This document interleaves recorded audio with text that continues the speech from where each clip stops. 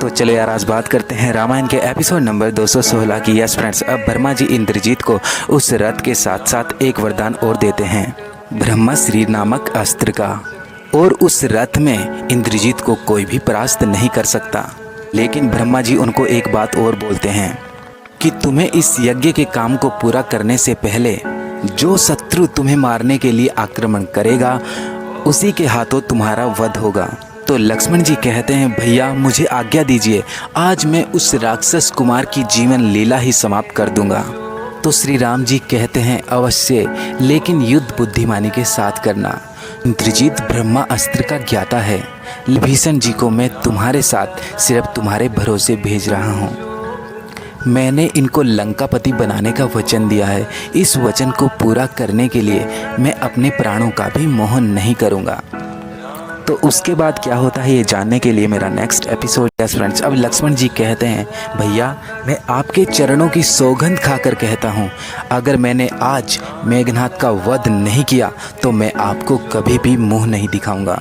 तो अब लक्ष्मण जी अपने भैया का आशीर्वाद लेकर वहाँ से चले जाते हैं। अब लक्ष्मण जी उस मंदिर के पास पहुँच जाते हैं और वहाँ जाकर अपनी सेना को इंद्रजीत की सेना के साथ भिड़ने को कहते हैं। किसी तरह लक्ष्मण की सेना इंद्रजीत के यज्ञ को विध्वंस कर लेते हैं। अब जैसे ही इंद्रजीत क्रोधित होकर बाहर आता है तो उसके बाद वो लक्ष्मण जी कहते हैं, राक्षस कुमार, मैं तुम्हें युद्ध के लिए ललकारता हूँ, अपने अस्त्र उठाकर सावधान हो जाइए। तो मेघनाथ कहता है, अवश्य लक्ष्मण, तुम 2 दिन से मेरे हाथों मरते मरते बच रहे हो, परंतु आज तुम यहाँ से जीवित नहीं लौट सकोगे।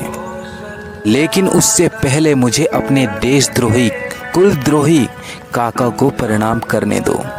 विभीषण जी से कहते हैं कि काका, अब इंद्रजीत विभीषण जी से कहते हैं, काका, देशद्रोही और कुलद्रोही तो मैंने सुना था, लेकिन संतान द्रोही नहीं सुना था। और आज आपने वो पद भी ग्रहण कर लिया है। जहाँ पर कोई भी नहीं पहुँच सकता था वहाँ पर तुम मेरे शत्रु को लेकर आ गए। धिक्कार है तुम पर। तो विभीषण जी कहते हैं, तुमने कभी बड़ों का आदर करना नहीं सीखा। मैं जो कर रहा हूँ अपने देश को बचाने के लिए ही कर रहा हूँ। तुम मुझे धर्म ज्ञान के बारे में क्या पढ़ा रहे हो? तुम्हारे पापों से इस देश को बचाना चाह रहा हूँ। पापी और करूर राजा का परित्याग करना देशद्रोही नहीं कहलाता। जो प्राय स्त्री पर हाथ डालता है उस दुरात्मा को जलते हुए मकान के भांति त्यागने योग्य बताया गया है। तुम्हारे पिता के पापों के कारण ना ये लंका रहेगी, ना तू रहेगा और ना तेरा पिता रहेगा। तो मेघनाथ कहता है, इससे पहले तुम नहीं रहोगे काका विभीषण, और मेघनाथ चला देता है। तो अब लक्ष्मण जी मेघनाथ के उस बाण से विभीषण जी को बचा लेते हैं। तो मेघनाथ कहता है कि कब तक बचेगा विभीषण?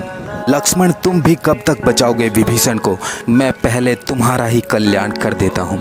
तो मेघनाथ लक्ष्मण जी के बहुत बाण आपस में टकराते हैं और जब मेघनाथ लक्ष्मण जी का कुछ नहीं बिगाड़ पाते तो उसके बाद वो ब्रह्मास्त्र चलाते हैं।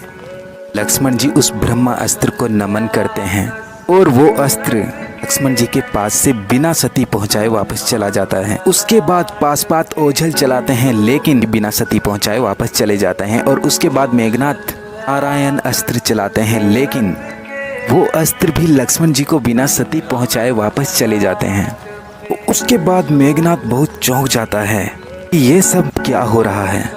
लक्ष्मण जी की शक्ति देखकर मेघनाथ वहां से अदृश्य हो जाता है। मेघनाथ के अदृश्य होने के बाद वहां पर क्या होता है ये जानने के लिए तो चलो यार आज बात करते हैं रामायण के एपिसोड नंबर 220 की। यस फ्रेंड्स, अब मेघनाथ लक्ष्मण के सामने से अदृश्य होने के बाद अपने पिताश्री के पास चला आता है और वहां से अपने पिता को आवाज़ लगाता है, पिताश्री पिताश्री। तो जैसे ही रावण बाहर निकलता है तो रावण कहता है, इंद्रजीत, तुम्हारे शीघ्र चले आने से हम समझ गए हैं कि तुम्हारा यज्ञ संपूर्ण नहीं हुआ, उसमें बाधा आ गई है। तो मेघनाथ कहता है, उसका बाधक आपका अनुज भ्राता कुलद्रोही विभीषण निकला, जो शत्रु को मंदिर के गुप्त स्थान पर ले आया और यज्ञ विध्वंस करवा दिया। तो रावण कहता है, फिर भी तुमने उस नीच देशद्रोही को जीवित छोड़ दिया। तो मेघनाथ कहता है, पिताश्री, मैंने उसी के लिए बहुत दिनों से यम अस्त्र बचा के रखा हुआ था। आज मैंने वो यम अस्त्र उस पर छोड़ दिया, परंतु लक्ष्मण ने ऐसी शक्ति चलाई जिसने मेरे अस्त्र को रास्ते में ही तेजहीन कर दिया। तो उसके बाद क्या होता है